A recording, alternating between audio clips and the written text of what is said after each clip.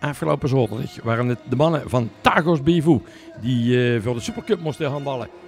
In eigen hoes in de Huif tegen Volendam.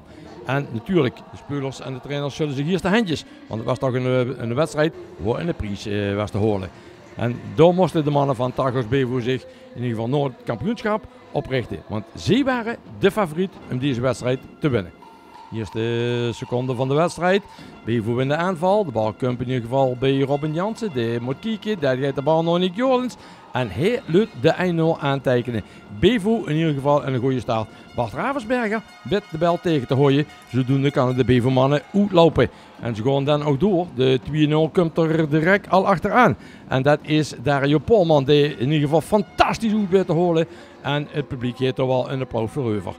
Bevo probeert de druk op een te gooien. En blijft aanvallen. Robin Jansen. Maar door staat in de keeper. Een doelpunt of niet? De scheidsrechter bepaalt dat het geen doelpunt is. Of zo misschien wel achter de lijn was. Komen de mannen van Volendam terug. En dan was het Jaap Beemsterboer. Direct achteraan. Bevo weer in de aanval. De wedstrijd is snel. Een fijne opening. Goeie wedstrijd. En Dario Polman met een beetje geluk.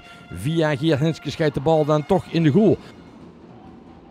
En de Volendam mensen moeten in de achtervolging. Want op het scorebord staat inmiddels de 90-6. Komt Geert Henske vrij. Hij weet wel te scoren en scoort door het 7e doelpunt.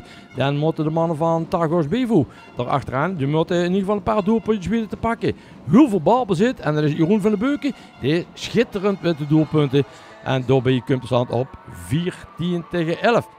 Nou, dit doelpunt werden de eerste 2 spelers uit het veld gestuurd. Ook een wever van Bevo was er in ieder geval bij betrokken, maar ook in de Volendam-speler moest plaatsmaken. Er werd een vrije worp gegeven aan de Volendam-spelers. Dan kan Beemsterboer in ieder geval kijken of er weer een stelling kan weer gebracht. Hij heeft wel balbezit, maar Geert Henskes loopt zich vrij. Nee, de bal komt van de hoekuur. Boy van Limbeek, die is schitterend met de scoren. De Bevo-mannen komen terug. Geen doelpunt, Jeroen van den Beuken mist door. En dan krijgen we net voor de rust nog de kans of de Volendammers nog een doelpuntje terug kunnen komen. Het is inmiddels al 14-12. En uiteindelijk keer is het Boy van Limbeek de 14-13 aan tekenen. En door mij is de rust aan het bereik. Wie komt er fris uit de kleedkamer? Wie kan de tweede helft in ieder geval doelpunten gaan maken? De Bevo-mannen mogen dat eerst proberen in de aanval. En dan komt de bal vrij helemaal naar Elko Wevers. Hij duidt het. Hij scoort het eerste doelpuntje. Noorderus 15-13 en weer een doelpuntje meer aanstaan. Kan Dario Polman dan nog wat tegenover stellen om nog een doelpuntje beter te tekenen? Dat kennen vernietigen houdt uit. En de keeper is kansloos. De Volendammers moeten in de achtervolging. Dat zullen ze ook gaan doen. Komt er een doelpuntje door? Nee, het is Bart Ravensberger die wil stoppen. Dan gaan de Bevo-mannen kijken of ze nog een doelpuntje erbij kunnen maken. Kunnen ze het 17e doelpuntje maken? Nick Jordens wordt eerst neergehaald en dan is het ook Ilko Wevers die neergehaald wordt. Dat betekent dat er een 7 meter komt voor de mannen van Tagos Bevo. En de 7 meter is al in ieder geval door Jeroen van den Beuken weer genomen. Dat is een makkie voor hem vandaag, want hij scoort weg vanaf 7 meter. Dan de Volendammers.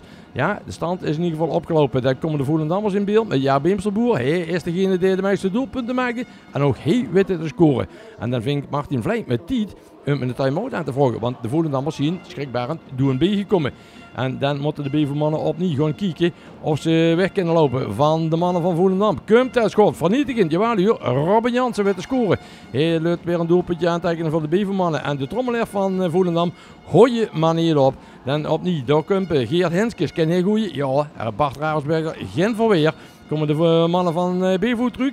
Kan 30 gescoord weer. Dat loopt heel veel feest van die jongen. Kan niet goeie, wordt afgestopt. En dan is het opnieuw. In de rebound is het dan toch nog Robin Jansen die weet te scoren. Dan gaan we kijken. Wordt er een 7 meter gegeven voor de mannen van Volendam. Mark van den Beuken kan de bal niet stoppen. Hij werd even gewisseld.